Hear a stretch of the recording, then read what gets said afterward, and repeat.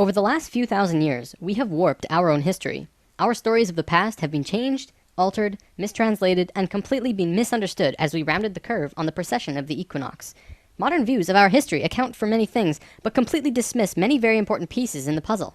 For example, the pyramids of Giza. There is no modern theory that accounts for how these could have been made. Individually, each block cannot be pulled even with 50 men pulling it, let alone drag it for hundreds of miles and then stack them on top of each other 450 feet in the air, in such a precise way that even modern technology can't achieve. Not to mention having it lined up precisely with both Orion's belt, a golden mean, and Fibonacci spiral, and be a primary nodal point of every sacred site on the planet. And that's just one example. Our history is not what we think. In Lesson 11, I said that many things that we've been led to believe to be true simply is not. This has got to be the biggest. The field of archaeology recently saw some monumental discoveries that are rocking the foundation of what we think we know about ourselves. Many ancient cities such as Babylon, Erech, and Akkad that were written about in the Bible and other ancient texts were always thought to be myths because no one could prove they existed. Then, one of them was found. This led to finding another, and then another. Inside one of these cities, archaeologists found thousands of cylindrical clay tablets hidden deep within the earth under this ancient city. The tablets were completely covered in text, written in cuneiform, and tell an ancient story that spans back over hundreds of thousands of years on this planet, describing the history of the earth and the origins of the human race in great detail. Now, the first thing we all want to do is just say that they were making things up. They didn't know the history of Earth, and they were simply creating tales to explain where they came from. However, if this was true, how can we explain how they knew so many things about the universe that would seem impossible to know? Not only did the Dogons know all about the distant planets in the solar system, but so did the Sumerians. They described them all in great detail in these Sumerian records. They also knew about the precession of the equinox. That's a tough one for a historian to understand, because it takes over 2,000 years of continuous observation to actually learn that the Earth has a wobble. The Sumerians had this information from day one of their civilization. A man named Zacharias Sitchin spent a long time transcribing these texts and had put them all together in his books, but many others have also done the same, and the interpretations are always very similar. Not only that, but Thoth has also shared information about this with us, and his account matches the Sumerian records. Adamus and other channelings discuss it as well. If you see all of these records and sources, there is a huge connection between the stories. Now, this story spans back hundreds of thousands of years into our past. It talks about Tiamat and Nibiru, the Nephilim, seeding the human race, Adam and Eve, and the children of Lemuria. This portion of the story is really interesting, but not the most crucial to know. We're not going to be covering this at this time. We are, however, going to be picking up the story at the end of Lemuria, and discussing the events of Atlantis up to present day. What I'm going to tell you is a mix of what these records say, along with what Thoth has told us for some finer details. Please have your own experience while watching this. I'm not going to tell you that this is fact. I am simply saying, decide for yourself.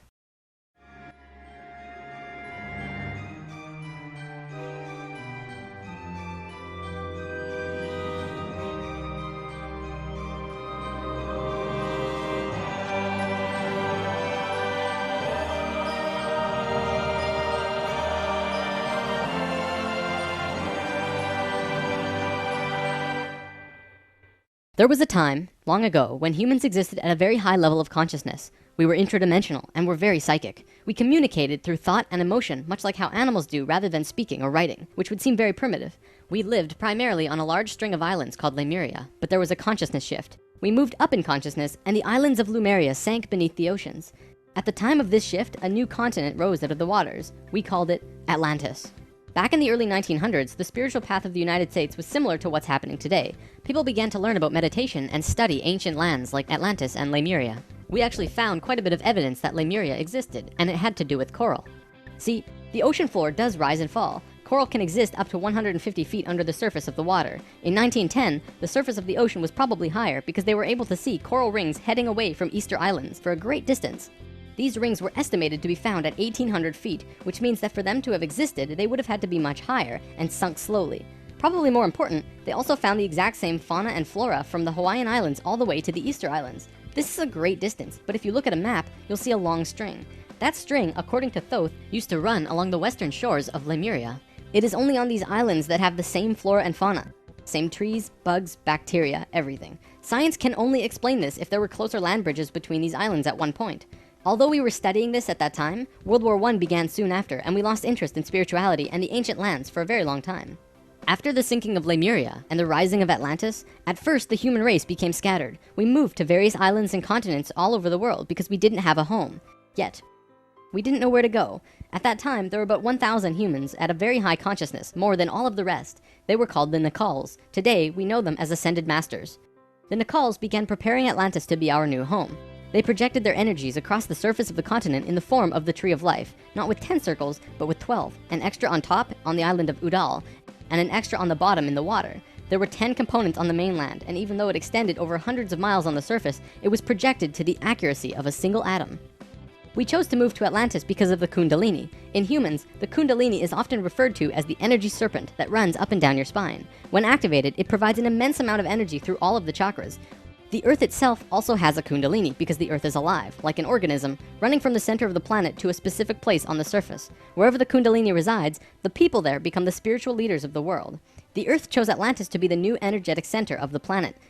After Atlantis, the Kundalini moved to the mountains of Tibet, which is why the Buddhists were the leaders in pure spirituality for the last 13,000 years. It was a very pure place. It moved again within the last 10 years, but that's a story for another time. If you want to read more, check out the book The Serpent of Light by Drunvalo Melchizedek.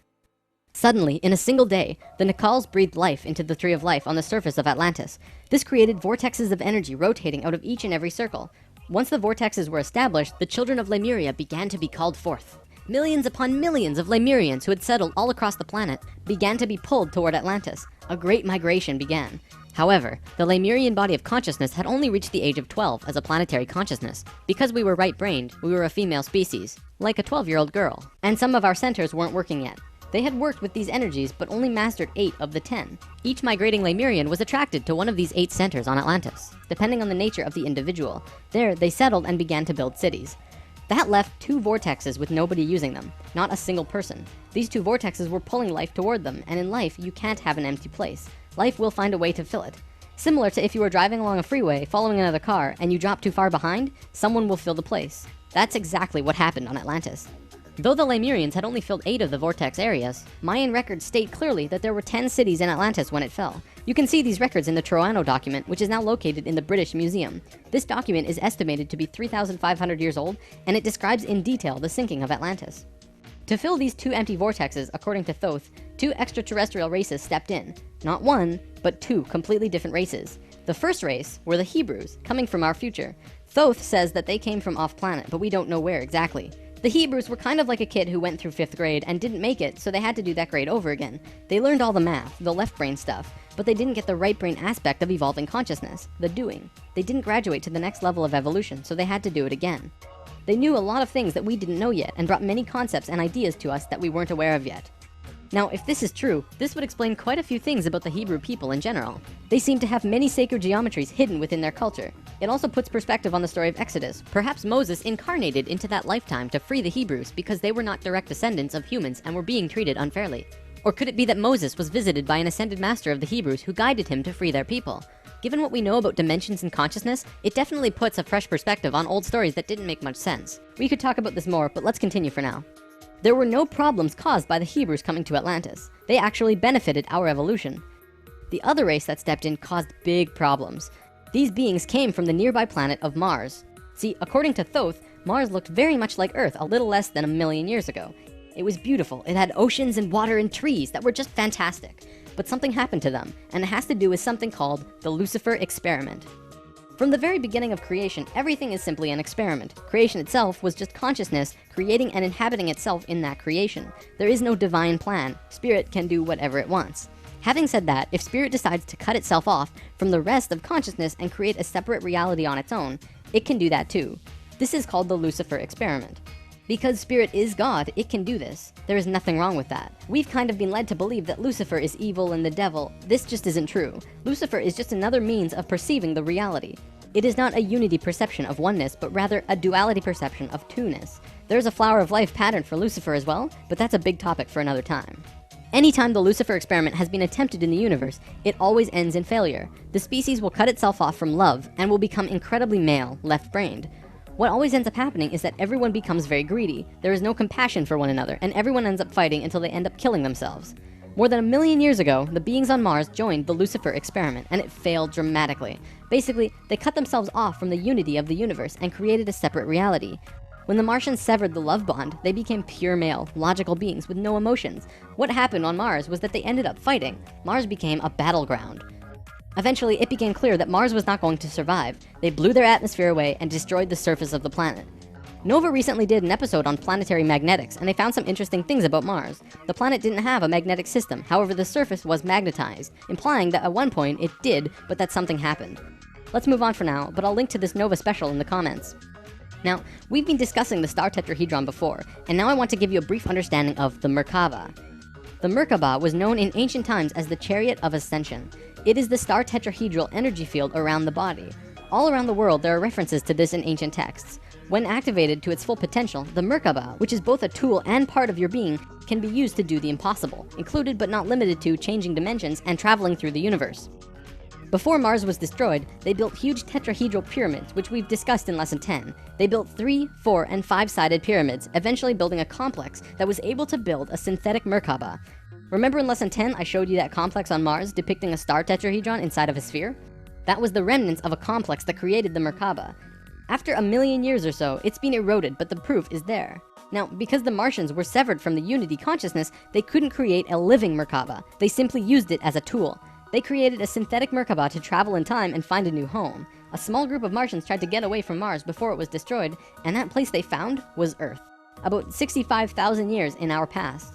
They saw this little vortex sitting there, just pulling in life, with no one in it. They didn't ask permission. Being part of the Lucifer experiment, they just said, all right, let's do it. And they stepped onto that vortex, and in doing so, they joined and changed our evolutionary path.